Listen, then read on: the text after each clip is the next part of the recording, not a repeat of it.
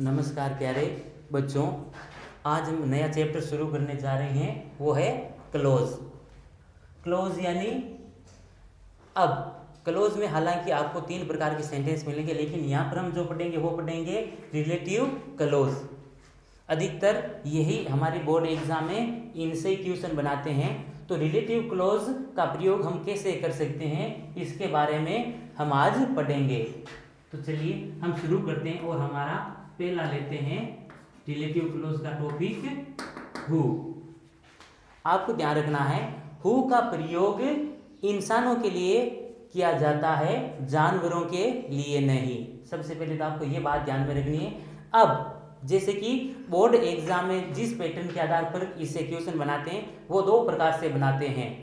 कभी तो आपको 2 सेंटेंस देते हैं और एक क्लोज दिया जाता है और फिर उस क्लोज के द्वारा आपको दोनों सेंटेंसों को जोड़ना होता है।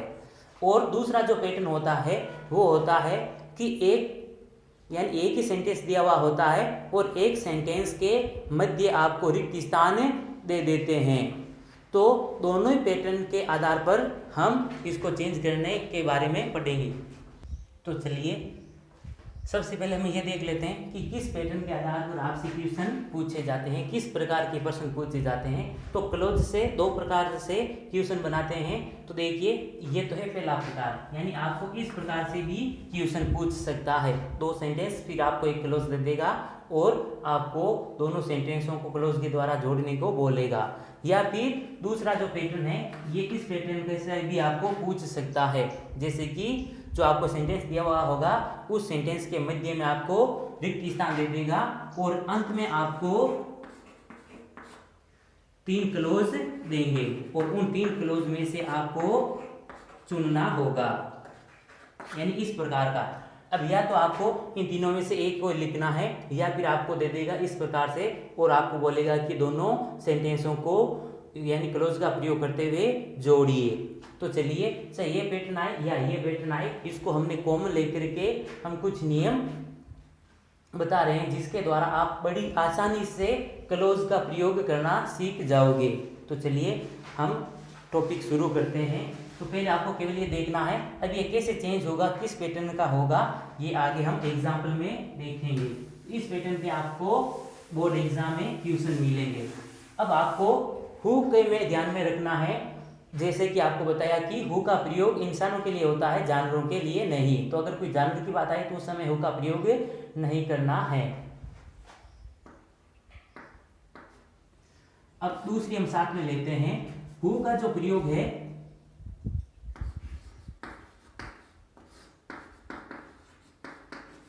रिक्त स्थान से पहले नाउन या प्रोनाउन,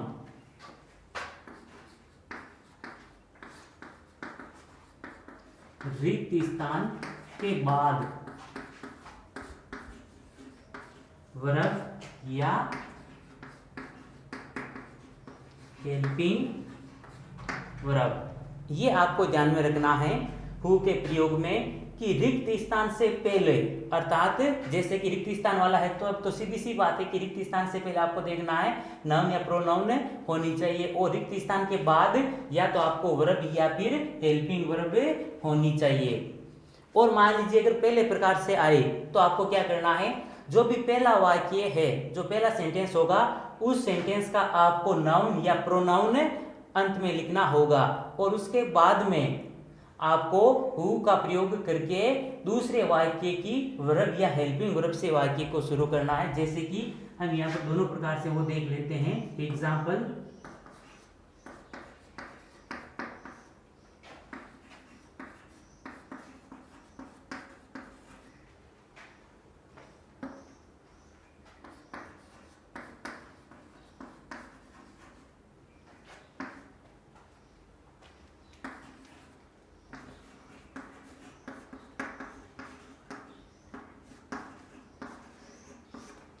तो देखिए इस प्रकार के हम देखते हैं। यहाँ पर अब क्या कह रहा है, हु का प्रयोग करना, लेकिन हमने ये क्या चीज़ लिखी है तो इसके लिए मैं आपको क्लियर कर देता हूँ, आराम से समझिए। एक अगर आपको समझ में आ गया तो आराम से बाकी सब आपको समझ में आ जाएंगे। तो पहले ध्यान रखिए, यानी अब देखिए ये आपको दो सेंटेंस दिया हुआ है और एक क्लोज दिया हुआ हु, और कह रहा दोनों सेंटेंसों को आपको इस क्लोज के द्वारा जोड़ना है। तो देखिए यानी हु से पहले आपको क्या करना है, मान लीजिए जहां आपको हु लिखना है उससे पहले क्या रखना आपको, कोई नाउन या प्रोनाउन। तो देखिए पहला जो वाक्य है ये हमारा फर्स्ट सेंटेंस है, तो इसमें आपको देखना है कोई नाउन या प्रोनाउन है क्या। तो देखिए ही, ये है प्रोनाउन, और टीचर ये क्या हो गई, नाउन। तो देखिए इसमें नाउन भी है और प्रोनाउन भी है, और हमें क्या करना है, हु से पहले या तो कोई नाउन लिखनी है या कोई प्रोनाउन लिखनी है। तो ध्यान रखना, जैसे आपने ही लिख दिया, ही के बाद आप क्या लगा सकते हो, क्लोज लगा सकते हो। अब देखिए अगर ही के बाद में हम क्लोज लिखेंगे तो इज माई टीचर, ये अभी क्या हो जाएगा, पीछे बचेगा।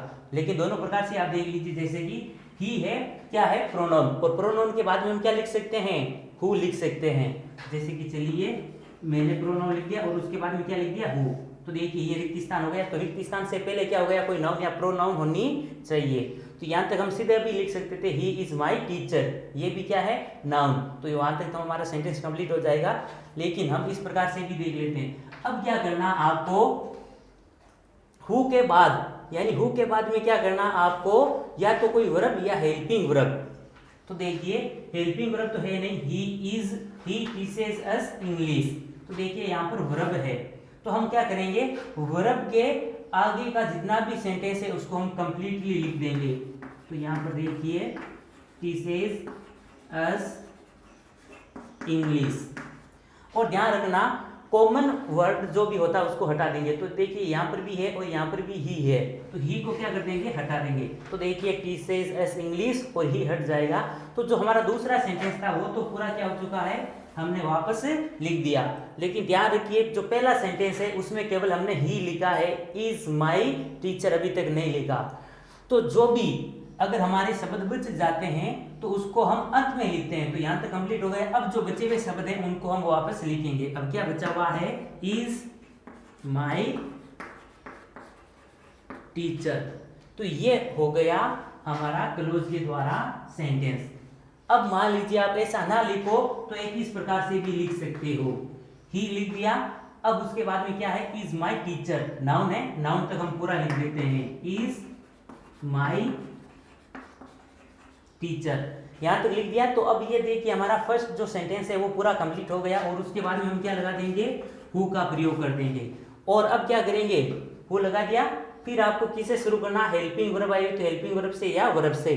तो देखिए हेल्पिंग वर्ब तो है नहीं, वर्ब है, ही कॉमन है तो इसको हटा देंगे, और यहां से हम क्या कर देंगे, पूरे सेंटेंस को वापस लिख देंगे, टीचेस अस इंग्लिश। तो देखिए ये भी राइट है और ये भी राइट है। यानी नियम क्या है, जहां पर भी आपको हु लिखना है उससे पहले क्या लिखना है, नाउन या प्रोनाउन, और उस हु के ठीक बाद में वर्ब या हेल्पिंग वर्ब होनी चाहिए। तो ये है हु का प्रयोग। आशा करते हैं कि ये आपको अच्छे से समझ में आ गया होगा। तो चलिए दूसरा एग्जाम्पल देखते हैं। Saroj is intelligent girl, Saroj gate a bravery award, और हु के द्वारा आपको जोड़ना है।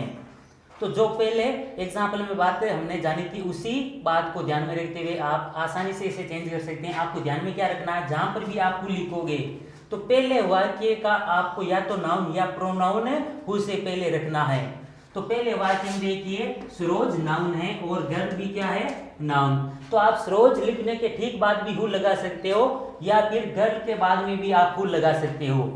अगर आप सरोज के बाद में हु लिखते हो तो इज इंटेलिजेंट गर्ल ये पीछे बच जाएगा, जिसको हमने वाक्य के अंत में लिखना होगा। तो इसलिए हम क्या करते हैं, यहां पर भी क्या है, नाउन, चाहे ये नाउन रखो चाहे ये नाउन रखो।